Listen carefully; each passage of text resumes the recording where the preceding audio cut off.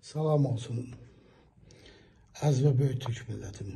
Salam olsun Mustafa bəy sizə və MGTV izləyicilərinə. İlk öncə buradan qardaş Türkiyəmizə başsağlığı verirəm. Son 1-2 saat bundan öncə təyyarə qəzası ilə əlaqədar 20 personel var idi orada. Allah şəhidlərimizə rəhmət etsin. Ümid edirik ki, sağ qalanlar olsun. Allahdan dua edirik. Gəncədən qalxan və Gürcüstan, Azərbaycan sınırında qəzaya uğrayan Türkiyə Cumhuriyyətinin, Türkiyə Silahlı Qüvvələrinin kargo uçağının qəzaya uğramasına əlaqədar hal-hazırda Azərbaycan və Gürcüstan müvafiq istintaq orqanları orada yerindəcə iş aparırlar. Və qara qutu açılmamış bu barədə kimsə nəsə deməyi düzgün olmazdı.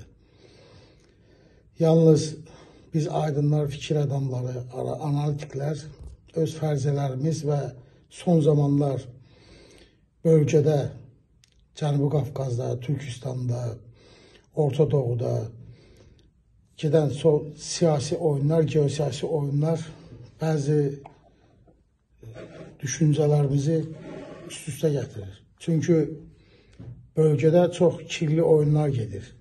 Nəzərə alsaq ki, Amerikanın Zəngəzurda gəlib oturması və son Türkistan dövlətlərinin 5 dövlətin Tacikistanda olmaq şərti ilə Amerika Birləşmiş Ştatlarında Ağ Evdə Trumpla görüşərək Abraham Alyansına Qazaxıstanda imza atması və yeraltı qaynaqların və nadir elementlərin satılması, burada Çin-Rusiya amili də var.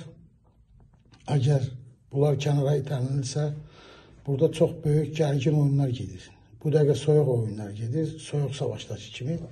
Ancaq bu get-gedə qızışa bilər və nəzərə alsaq ki, qarşıda İsrail-İran ikinci savaşı başlayacaq və hər an bu başlaya bilər.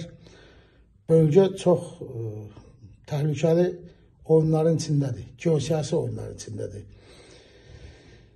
Burada həm Cənubi Qafqazda, həm Orta Doğuda, həm Türkistan bölgəsində Anglosaksonlar, Mi-6, SİA, Amerikanın kəşfiyyatı və Rusiyanın GRO-su, baş kəşfiyyat idarəsi çox güclü, kirli oyunlar aparırlar və bunlara da piyonluq edən və bunların da ajanları həddindən çox hərəkətə başlamışlar. Çünki üç gücün arasında bölgələri bölürlər.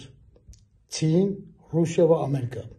Amerika İbrahim Alyansı dediyimiz Abraham Alyans vasitəsilə Orta Doğuda Ərəb ölkələrini, Türkiyəmizi, Azərbaycanı, Qazaxıstanı və Türkistan bölgəsində bu ittifaqa soxaraq Çin və Rusiyanı itələyərək, kənarlaşdıraraq Türkistan bölgəsinə, Orta Asiya girişini saxlamağını sağlamlaşdırır və Zəngəzurda gəlib oturaraq Trump yolu ismini verməsi, indi düzdür bu yolun nə ismini verirlər versinlər, yəni Zəngəzur yolunda oturması, bu nə Rusiyanın, nə Çinin, nə İranın heç də xoşuna gələn bir iş deyil.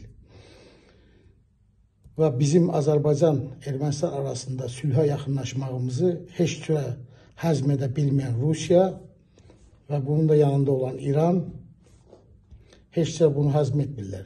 Və ona görə bölgədə çox kirli oyunlar gedir və qarşıda çox təhlükəli hadisələr ola bilər. Və olacaqdır da. Bu gedişat bunu göstərir. İnşallah bugün çox danışa bilmirəm. Çünki şəhidlərimiz var. Başqa geosiyasətdən danışmaq istəmirəm.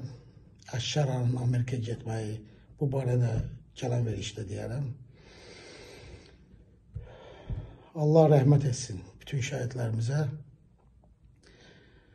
Məkanları cənnət olsun. İnşallah istintaq araşdırdıqdan sonra yəqin ki, ictimaiyyətə, xalqa tam doğru bilgilər veriləcəkdir. Allah'a əmanət olun. Uca Tanrım Türkü qorusun və yüksəlsin.